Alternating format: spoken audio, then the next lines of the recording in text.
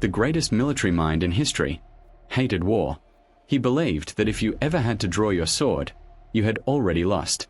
That bloodshed was not strength, it was failure. To him, real victory was silent, invisible, one inside the enemy's mind, long before a single soldier ever moved. 2,500 years ago, one man took war and turned it into psychology. He wrote down rules so precise, so cold, that they outlived every empire of his time. And here is the unsettling part. Those same rules are still being used today. In boardrooms, in politics, in the quiet games people play around you every single day, maybe even against you. This is the dark art of Sun Tzu. Do we know his teachings better than almost any words ever written? And yet, we barely know the man. His name was Sun Wu. History remembers him as Sun Tzu, Master Sunday. He lived in ancient China, more than 5 centuries before Christ, in an age we now call the Spring and Autumn period. It was a time of endless war. Dozens of small kingdoms tore at each other for land, power, and survival. To lose a war was to be erased from history. And out of that chaos came a single, slim book, The Art of War. 13 short chapters. No wasted words. It did not read like the boast of a soldier. It read like the notebook of a man who had seen every way a human being can be defeated, and had written down the method. Some historians even doubt he truly existed, that the book may be the work of many minds. But one ancient story, told by China's greatest historian, captures exactly who this man was. And it is one of the most chilling demonstrations of power ever recorded.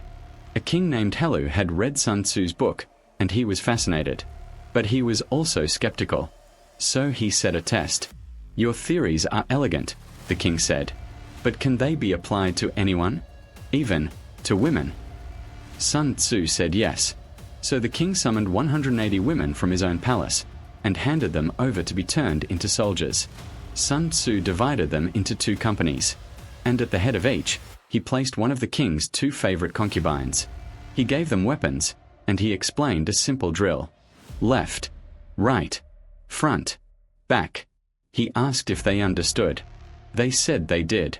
Then he gave the order, and the women burst out laughing. Sun Tzu did not get angry. He said, calmly, "If the instructions are not clear, and the orders are not understood, then the fault lies with the general." So he explained the drill again, slowly, carefully. Then he gave the order a second time, and again they laughed. This time, Sun Tzu's words turned to ice. "If the orders are clear," he said, "but the soldiers still disobey, then the fault lies with their officers." And he ordered the 2 company commanders, the king's 2 beloved concubines, to be beheaded. The king watched in horror from his pavilion and sent down a desperate message: "Stop." He was convinced. He did not need these 2 women killed. They were his favorites. His life would lose its taste without them. Sun Tzu's reply became legend. "I have been appointed your general," he said. And when a general is in command of his army, there are orders from the king he need not obey. He had them executed. In front of everyone. He appointed 2 new commanders. And when he gave the order again, not a single woman laughed.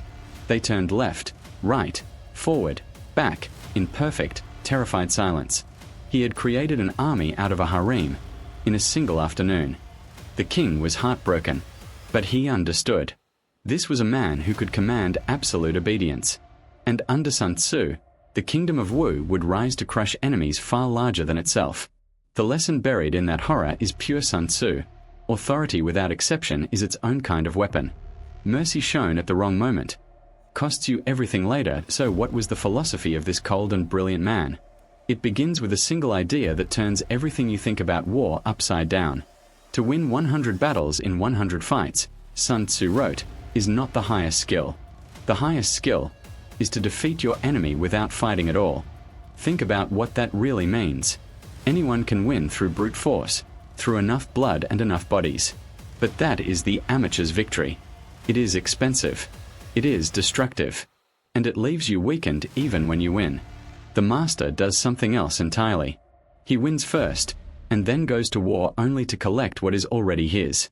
The defeated, Sun Tzu said, rush into battle and then look for a way to win. The victorious win the war in their mind, and only then step onto the field. And he meant this almost literally. Before a single banner moved, Sun Tzu made what he called the calculations. He weighed both sides against 5 things: the bond between a ruler and his people, the timing and the weather, the ground to be fought over, the wisdom and discipline of the commander, and the strength of the army's organization. Measure these honestly, he said, and you will know who wins before the war is ever declared. The general who makes many calculations beforehand will win. The one who makes few will lose. And most people never run the numbers at all. And how do you win before the fighting starts? With the principle that sits at the dark heart of the entire book. All warfare is based on deception. When you are able, appear unable. When you are active, appear idle. When you are near, make the enemy believe you are far away. The entire goal is to cloud his judgment, to make him see a version of reality that you have built for him. Because a man who cannot see clearly cannot defend himself. But deception only works if you see something your enemy does not. And that brings us to the most quoted line Sun Tzu ever wrote. Know your enemy and know yourself, he said, and in 100 battles you will never be in danger. It sounds simple. It is not. Because most people fail at the second half. Knowing your enemy takes patience and observation. But knowing yourself, your real strengths, your true weaknesses, the limits of your own anger and pride, that takes a brutal honesty almost no one is willing to face. Sun Tzu's warning was precise. If you know yourself but not your enemy, for every victory you will also suffer a defeat. And if you know neither yourself nor your enemy, then you will lose every single time. Most people walk into conflict blind on both counts. They don't understand the other person, and they don't understand themselves. And then they wonder why they always seem to be losing. Sun Tzu's point was ruthless in its honesty. Defeat almost always begins as self-deception. The enemy rarely beats you first. You beat yourself, with your pride, your assumptions, your refusal to look in the mirror, and the enemy simply arrives to finish what you already started. This is where Sun Tzu becomes truly psychological. Because for him, perception was not a side of the battle. Perception was the battle.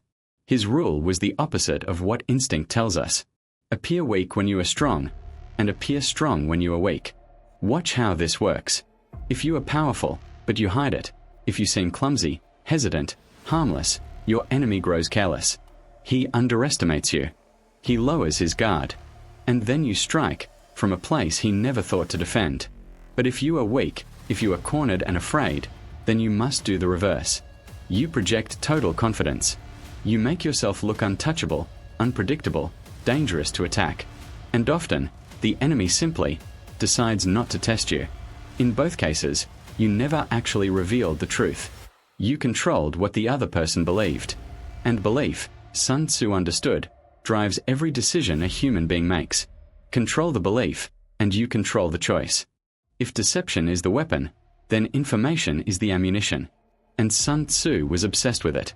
He devoted an entire chapter to a single subject most generals were too proud to even discuss: spies. He argued that the wise ruler and the skilled general win, again and again, for one reason above all others: for knowledge. They simply know more than their opponent. They know the enemy's plans, his fears, his divisions, his supply, his mood, before he ever acts. And that knowledge, Sun Tzu insisted, could not come from prayer, or omens, or guessing. It could only come from people. From other human beings willing to talk. It is a deeply modern idea hiding in an ancient text. The side that holds the better information almost always wins, long before the first move is made. In Sun Tzu's world, the greatest battles were won in the shadows, by people whose names history never recorded. He even divided them into 5 kinds. There were local spies, drawn from the enemy's own people. Inside spies, recruited from the enemy's own officials. Converted spies, the enemy's agents, turned and fed back lies. Doomed spies, deliberately given false information and allowed to be captured, so they would carry the lie straight into the enemy's hands. And surviving spies, who slipped back with the truth.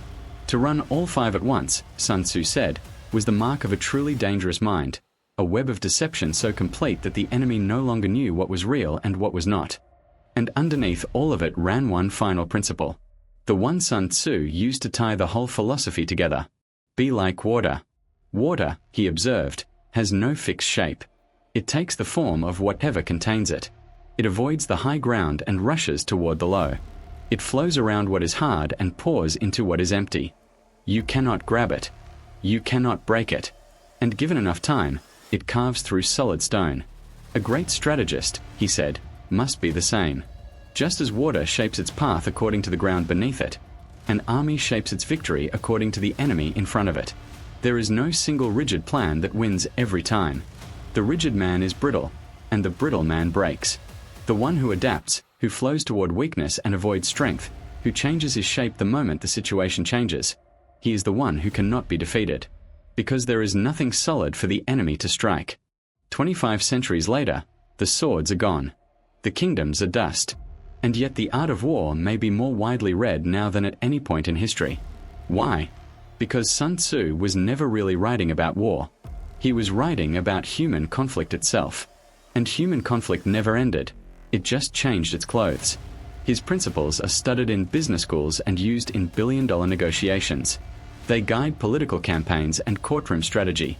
They shape how the most competitive people on earth think about rivals, leverage, and timing. Win without fighting. Know your opponent better than he knows himself. Control what people believe. Strike at weakness, never at strength. Adapt like water. These are not battlefield tactics anymore. They are the quiet rules of power in every room where people compete. And the people who understand them tend to win the rooms where the people who don't never even realize a game is being played. So here is the final truth Sun Tzu leaves us with. The strongest people are rarely the loudest. They are not the ones swinging the sword. They are the ones who arrange things so carefully, so quietly, that the sword never had to be drawn at all. Real power doesn't announce itself. It doesn't need to win the fight. It wins before the fight begins, and then lets the other side believe they had a chance. The question Sun Tzu forces on you is simple. In the conflicts of your own life, the arguments, the rivalries, the negotiations, are you fighting? Or are you doing the harder, smarter thing, and winning before the battle ever starts? If this changed the way you see power, subscribe. Because here, we don't study history to escape into the past. We study it to understand the game being played all around you, right now. And if you want to see these same dark principles wielded by one of history's most feared minds, watch our video on the dark psychology of Machiavelli next.